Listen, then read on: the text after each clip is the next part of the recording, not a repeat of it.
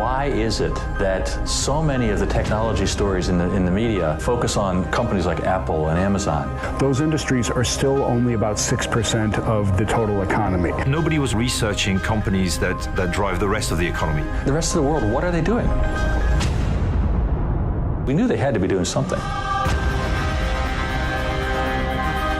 We found out that the 25% of companies that are most mature are experiencing 26% better profitability than their peers in the same industry.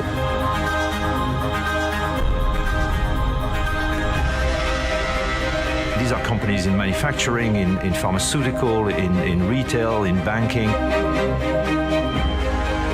When it comes to the power and the impact of digital technologies, we haven't seen anything yet. If you think your industry is slower and you have time to wait, it doesn't look like that's true. It doesn't matter which industry you are. Wherever you are, there is somebody out there who's going to outperform you if you're not on this journey of transforming yourself.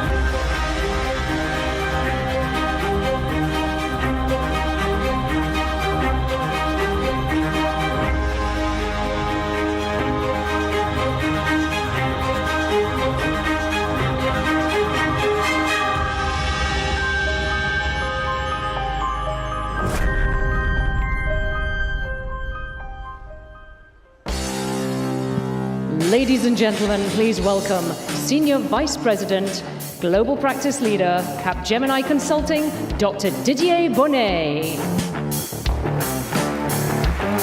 Wow. Wow, good morning. I think I didn't see the trailer before on that large screen, but I should have been selling movie rights rather than writing a book, I think. So anyway, it's a great pleasure to be here, and I want to thank Bob for his introduction, and also all the folks at Oracle for putting such a gigantic show together. It's really mind-boggling walking around the corridors and seeing all these displays of great technologies. So thank you, Oracle, for putting that together. I'm going to be talking to you about the book, obviously, but trying to give you in half an hour an overview of something like 300 pages. So it's going to be a little bit fast-paced, but I want to cover the ground. And just one thing about why we wrote this book: we really fundamentally believe we are at an inflection point in how business and technology work together. So there are many things happening in business, globalization, the Great Recession, and all these kind of things, but we really became fundamentally convinced that tech is the biggest thing in business today. Because whether you're a strategist, whether you're a supply chain guy, whether you're revamping your customer experience, you can't dissociate the two. And the inflection point bit is that it's becoming much more difficult for companies that cannot integrate technology to actually do well in the marketplace.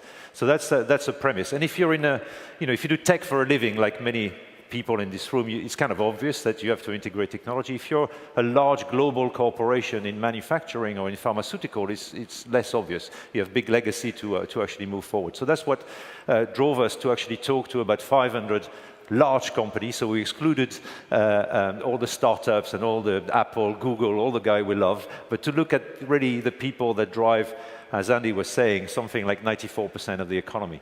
And that's what I'm going to try to describe to you. So it's very hard for a Frenchman to start with good news, but I'll tell you the good news. What we found in the research was, first of all, we found a group of companies that we coined digital masters, that are companies that really seem to have integrated this technology in a really seamless way in their operation and doing some tremendous things at the customer experience or on their business model and so on.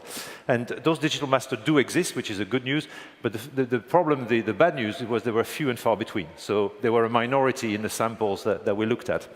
The really, really, really good news is when we actually looked and dissect the companies that do that well, our digital master, and say, what is the DNA of what they do well? We found that you can actually codify it. You can research it. You can put it into frameworks, which is really good news because it means that any organization that wants to do this can.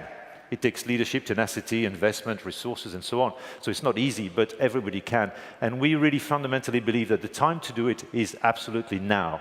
And I'll explain some of the reasons why. So let's start the journey. So who are the companies? So I've taken a small sample of digital masters. These are companies that really are getting tremendous performance, not just performance improvement, but financial performance, and are developing some great customer interactions and engagements with their customers. And some of them you know very well. So of course, if you're in the US, Starbucks, Nike, they're household names. You've heard of all of them. But we found also companies in other sectors, other parts of the world, like Asian Paints, who's the biggest coating company in Asia. They basically do white paint. Okay, how exciting is that? Okay, and yet they're doing some tremendous things in their operations with digital technology. We found a company like Codelco. Some of you may know Codelco. It's a Chilean government-owned mining company. Now, believe me, with my friends from the MIT, we would not have started there to look for digital transformation, but yet we found this company doing absolutely mind-boggling operational improvements and really changing the nature of how you do mining through digital technologies. So all sectors, all parts of the world, and not just here in San Francisco, we're finding companies that are actually doing tremendous things. So what is it that they do? And we try to boil it down to really some simple frameworks, two really main dimensions. The first one is the most obvious. There is what we call a digital capability aspect of that. So how do you invest in smart technology, smart channels? And this is all the stuff that is outside this room. You know, the social, the mobile, the analytics, the embedded device, sensors, all this kind of stuff that we see every day. And obviously, you can't do digital transformation without investing in digital. So that's kind of the obvious dimension. But there are caveats, which I'll talk about. And this is what we call the what of digital transformation. So it's actually the physical investment. But what we found with our digital masters is they did something else extremely well, which is the how, the leadership capability it takes to actually, rather than just sticking technology into your existing processes, it's about how do you actually transform the way that your operations work or the way that your customer experience work. And this dimension, it's kind of the soft side of the equation. It's really about envisioning your transformation and then making it happen. And it's, in our view, just as important as the investment in the technology, if not more. So in my spiel today, I'll refer back to technology, but I will talk a lot about management and leadership, because I believe, and my colleague at the MIT believe, that this is what makes a difference. So that's kind of the simple DNA of digital masters. And of course, when you have two academics, a consultant, and two dimensions, you know, statistically speaking, you'll end up with a 2x2 matrix, which is exactly what happens. Okay, so we try to classify the companies that we looked at into various categories because they are behaving slightly differently. So the digital masters I've already talked about. These are people that are doing a great transformation, but more importantly, there were other companies that were either struggling or going about it in different ways. So beginners, I don't need a large explanation. There are people that either by design or by default were not doing very much with digital technology for all sorts of reasons. Regulation, conservatism, doesn't happen in my industry. You know, I'm going to wait and see. I'm going to let the others make the mistake and be a fast follower. Those kind of attitude. The top corner, the fashionistas, are completely the opposite end. So these are people that invest in everything that moves. You know, all the new shiny objects that come out, we'll buy. You know, we'll invest in there. And you can think about B2C company a lot in there. You can think about, you know, bankings, consumer products, those kind of areas where you see a gazillion of experiment going on everywhere. You know, mobile apps everywhere. We found a bank once. We had 17 mobile applications roughly doing the same thing in various parts of the world with probably 5 or 6 different vendors, totally incompatible, of course, and nobody was talking to each other. So these are the kind of companies that have lots of activity, lots of traction, but you're not quite sure what's the end game. There's not really a vision around it. There's not really a governance for driving the program. So those are the fashionistas. And then the other end, conservatives are quite the opposite. So conservatives are people that actually drive their transformation pretty well, but they're doing it into a very narrow area. So a company that I mentioned, Asian Paints earlier on, actually started by being a conservative. They did something extremely well in their supply chain, and then they went, wow, they saw the results and the gains, and then extended that. So the conservatives very often are people that are stopped by regulation. So think about pharma companies, this kind of stuff, where it's actually quite hard to get some of these applications for regulatory or other reasons, and they can't scale it up, or either that or they don't get the attention of top management, okay, which is also a problem. So these are the categories of different digital transformation, 4 levels. Now, we had 2 questions when we socialized that with some of our clients and the companies we talked to. They say basically, okay, but surely you say it's applicable to all industry, but surely there are differences by industries. So that was the first question. And the second question, which is even more obvious, they say, okay, but if you do that extremely well, then do you make more money? Okay, which is a fair question, I guess.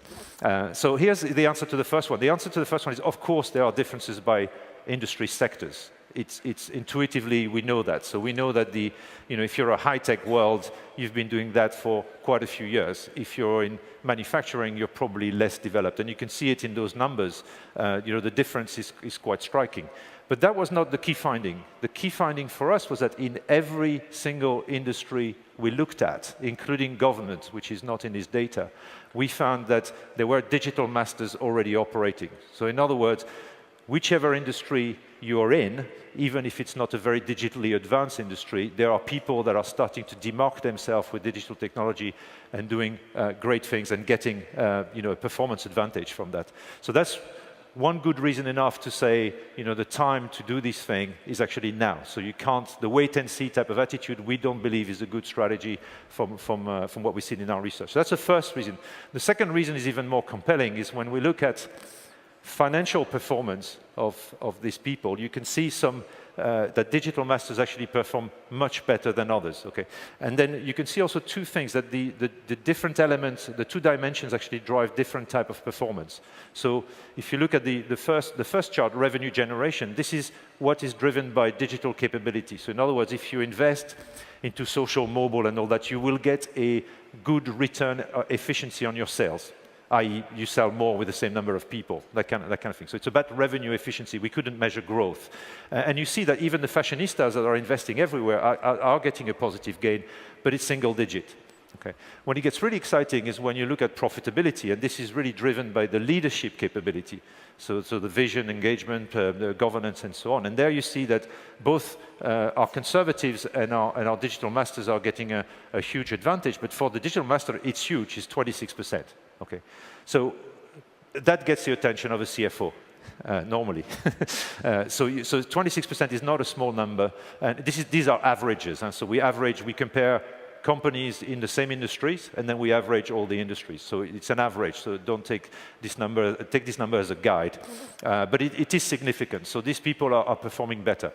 Now, I'm sure there are at least 100 statisticians in the room, so I will deal with the causality question straight away. Of course, we cannot show, these are correlations, so we cannot show, and by the way, the correlation with publicly quoted information. We didn't ask the company, we went to see their financials from the outside world, so we feel quite robust on that. But we can't prove 100% that it is because they've done digital that they get 26%. So in other words, it could be that the best run company in the world are actually doing digital transformation first. Could be, so in terms of causality. But as observers, researchers, consultants, learners, whatever, we don't care because we want to learn from these people. So if they're the best run companies or if they're doing digital and getting a better return, then we're really keen to understand how do they do it, what are the drivers of this performance. So, but the fact, and we feel pretty comfortable that the companies we've looked at digital masters do perform a lot better than the average. And by the way, this is EBIT margin and net profit. Okay, so that's the answer to the second question. Now, let's look in detail at a little bit more. What is it that they do? So, if we look at what we call digital capabilities, the sort of investment in smart technology, it really falls in 3 buckets. No big surprise there. You guys are involved in that every day. It's about revamping the customer experience. So it's about really designing compelling customer experiences with good customer data, with good touch points, with good applications, mobile apps, and the like. So there's a big element of that. And to be honest, But 4 years back, when we started the research, probably, I would say 80%, 90% of what we were seeing was in that area. Because it's kind of safe, you're talking to the customers and all this kind of stuff. So the second part, which is less developed but is really ramping up very quickly, is the whole notion of digitizing operations. And it falls in really 3 buckets. The first one is digitizing your core processes. Sounds really simple, but you'll be amazed how many companies we've seen that still have HR department counting number of days and holiday and all this kind of stuff, which you can automate today very simply. So process digitization is a key to a lot of the productivity improvement we've seen. Second one is worker enablement. So this is a fancy word to say, how do we collaborate better, connect better, start changing the way we actually work within organization? And it's all to do with the Enterprise 2.0, which Andy McAfee wrote an entire book on that, and you guys are very familiar with that. But it is starting to change the fabric of organization. And the last one is about performance management, which is really data, information. So data flow within the company, getting more visibility, more clarity about how you run a global operation with a lot of transparency, which we didn't have before with this data. And if you do customer experience and operations well, then you can start twitching your business model. And we'll come back to business model because it's in my view, an overused type of word today, given what's happening. So those basically 3 things constitute what I call digital capability. So let's look at what our digital masters do really well. And actually, I was looking at this slide yesterday when I was practicing. I said, God, on a PowerPoint slide, it looks so simple. It's really easy. But it's not. It's hard work. And they do really 4 things. We try to categorize what are the 4 things that these digital masters do well. And it's really about designing customer experience from the outside in. It's amazing the number of times we've seen companies that are doing exciting stuff with technology in the customer experience, but when we ask about the knowledge of the customer, the understanding about the behavior, so what do they do? How do they do it? When do they do it? Why do they do it? Do you have different segments? How are the Gen Y guys behaving? How do you care with that? That issue was not tackled very well, despite the fact that they were pumping a lot of money into applying technology. So that's a key thing. And when Burberry, for instance, or Vail Resorts is a good example, which you all know, I'm sure, that if you're a skier, but they know exactly the people that come to their resort to ski 6 hours a day because they're completely ski fanatics versus people like me who ski 2 hours a day and then go to the bar and the restaurant, right? Okay, so you have to know that because you're selling and targeting different things. Then, once you know that, you can increase the reach through investment, smart investment. So this is where you start looking at apps and social and all this kind of thing. And you guys all know Starbucks because I'm just walking around here. There's a Starbucks every 10 meters, so it's great. And I love Starbucks. I think what they've done is tremendous because they, from payments to Wi-Fi to also, they've really understood how you mesh technology within their business and getting great benefit from it. So that's what this digital investment is all about. The third one is putting data at the heart of the customer experience. So it's how do we become much more scientific about personalization, about targeting through customer data. And the best example I've seen really in this country was Caesar Entertainment, which I'm sure you all know, Caesar Palace and that kind of things, where when I walked into the premise, you can actually get tremendous amount of data on your mobile. They recognize you. If there's a queue at the desk, they say, go see the bellboy, he's got your key. You've got your 2 kids, you get discounts on this thing. So it's a really impressive application about how you can personalize, and it's, of course, it says, Dear Didier, so you feel really good about it. But the point is that these are applications we've seen pretty much in many industries and in many companies. But what they've done, which is remarkable, is that they have dispatched this data to everybody in the organization. So in other words, if you're the chambermaid and Didier Bonnet has lost $20,000 gambling the night before, which I don't gamble, so this is a hypothetical case, but let's say I did, I would be coming into my room with a bunch of flowers and a box of chocolate to make sure that I come back. Okay, because it was a bad experience. Okay, so that's where the data really becomes important. And the last one is really about meshing the old and the new. There's this vision very often I see with people doing digital strategy or CXOs that they say, well, let's forget the past and we're going to do digital. And I think that's so wrong. Digital is about intelligently meshing the old and the new. And Burberry is a great example. When you walk into a store, people still want to look at the bag, feel the bag, touch the coat or the suit or whatever. But nevertheless, it's full of technology all around you, including they're trying out, sort of augmented reality, so you can try different colors and all this kind of stuff. But so the meshing of the physical and the digital is really what separates these people. So that's customer experience. And that's how you design a different one.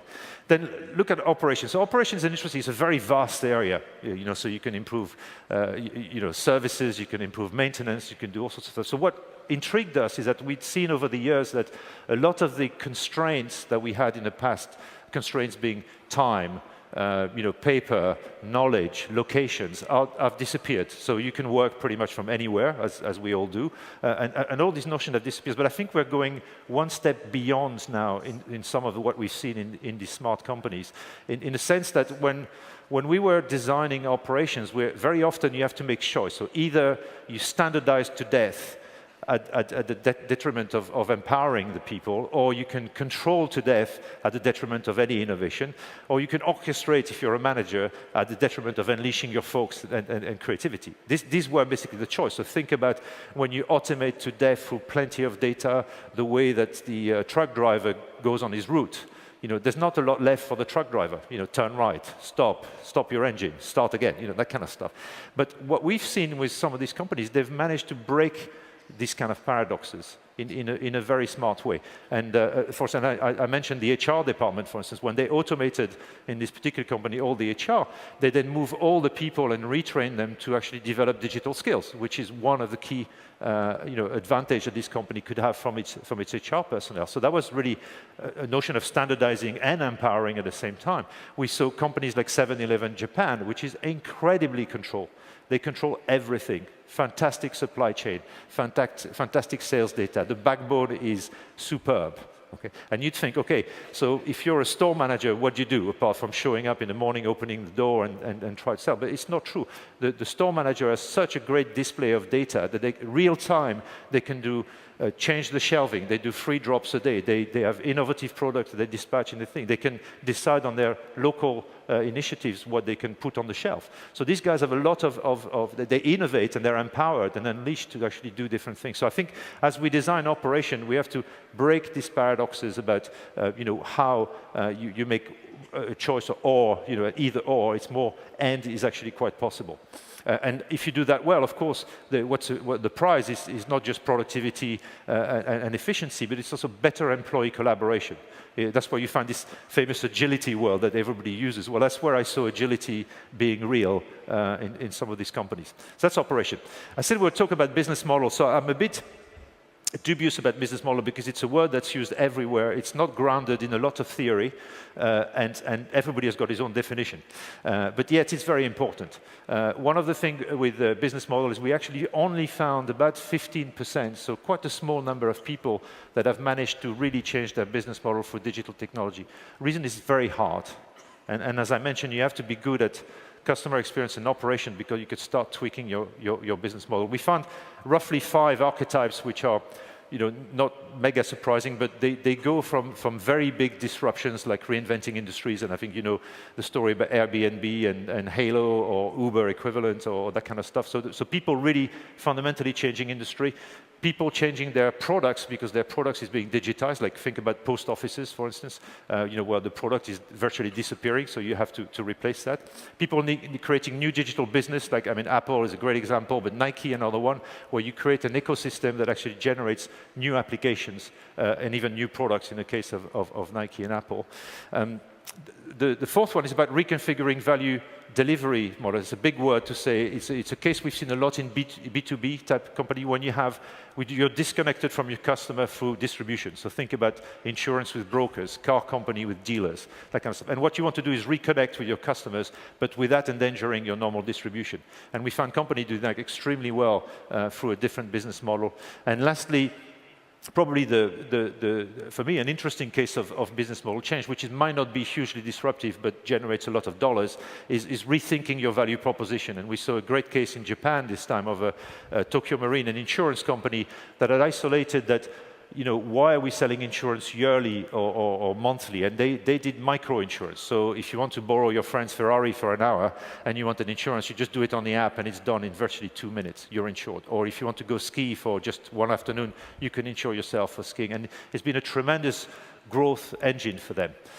So business model, my message would be, it's not as big as people think in terms of disruption. There's too much talk about everything being disrupted and dying. It's a bit more subtle than that, and it's very hard. But nevertheless, it's important that people actually challenge their business model constantly. But somebody somewhere is doing that for you, and you don't want that to happen. So that's the three components of the capability, digital capabilities, is customer experience, operations, and business model. Now let's turn ourselves to the leadership side, the leadership capability. And here, at the beginning, we heard consistently the same message. We went to talk to academics and analysts, and they were saying, transformation is happening today at the edge. It's about edge innovation. It's about the Generation Y, getting together, making some experiments, and changing organization. We found zero example of that. Zero, nada, none, not a single one in our digital master. It was entirely driven top-down by strong leadership.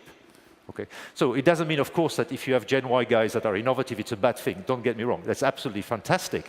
But if you want to exert transformation, true transformation in your company, it has to be top-down led with strong leadership. That's the message. And leadership is about vision, engagement, governance, and technology leadership, which I'll discuss briefly now. So vision is again, a big word, but we categorize like 4 things that makes a good digital vision.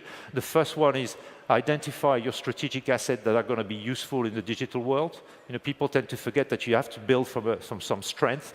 And Yellow Pages in France, for instance, managed to retrain 3,000 sales guys. We had a great customer relationship with local businesses to rather sell paper ads, sell digital services, and quite advanced digital services. And they managed to do that. So think about your strategic asset. The second part is create a transformative vision. Not the marketing slogan of, we're going to delight our customers. That doesn't get your people waking up in the morning. But when I see GE with their industrial internet, the first time I read it, I went, wow, okay, I can see the possibilities of that. It's really transformative of the industry, and I think that's a good case of it. The third one is you need to define a clear intent and an outcome, like Burberry did, being digital end-to-end. And wanting to really deliver the same experience across a piece. And lastly, it needs to evolve. So you design a vision that's sufficiently exciting that people can start, but that you can get your people involved to evolve over time. That's what Codelco has done with their 3 phases of transformation. So that's a vision. The engagement is very simple. You all know, because it's nothing to do with digital, it's to do with transformation. To do transformation properly, you need to engage your people.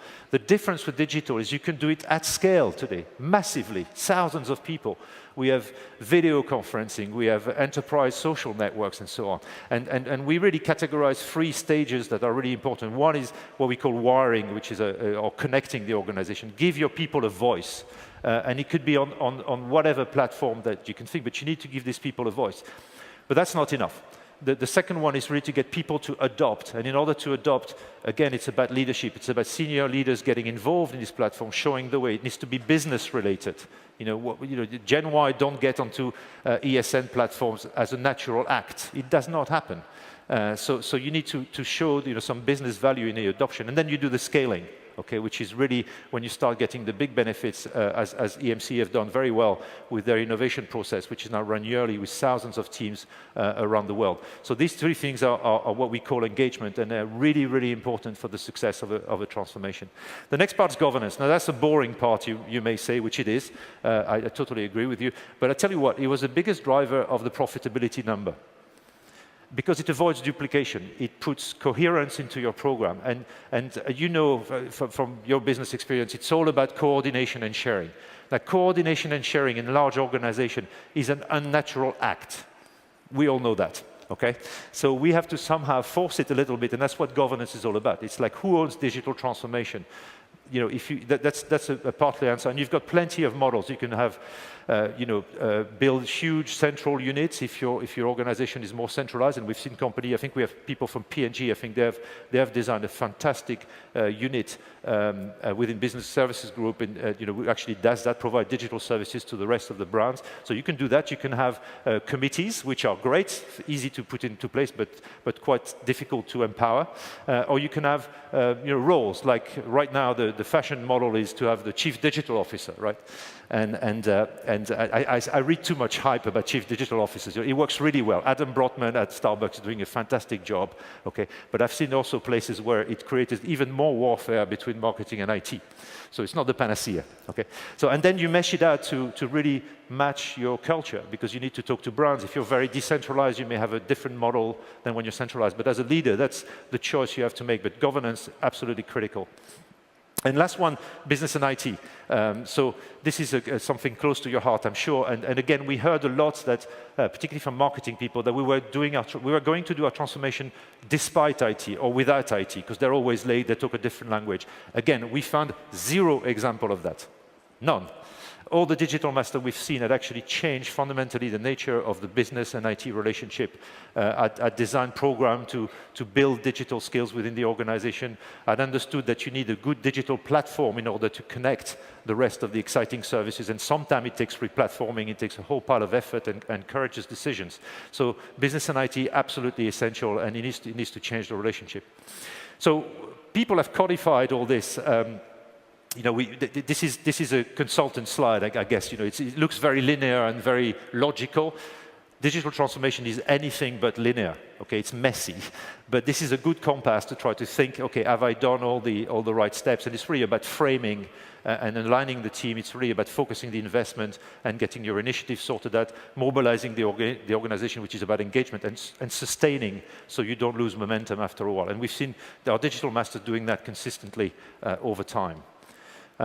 Now, why is it important? I think companies, and this is a message today, is that why do we believe companies have to start now and getting to this digital transformation? It's a little bit like running a marathon. If you just woke up one morning and say, I'm going to run a marathon tomorrow, you're unlikely to do really well. But if you practice over time, if you do 10 kilometers every day, then you start getting good at it. And I think that's what this is about. We are seeing a flow of technology arriving, which is going to make what we've seen up to now a prelude, the warmer pact, okay? Because it's not only new innovation coming, it's accelerating tremendously, and we have to prepare our organization to constantly integrate this technology as the technology change. And my last message would be that, the best way, we believe, to do that is to start being a digital master, or to start doing the things I've just displayed now, and probably it's the only way. Because the company that don't do that don't integrate this technology, the company that are still hostile to technology, and believe me, I'm still meeting some, are going to have a really hard time to do business in the next 5 to 10 years, because the technology that's arriving is going to be mind-boggling and very transformative. So with that, I will do a last shameless plug for the book, and I'll thank you extremely well. Thank you.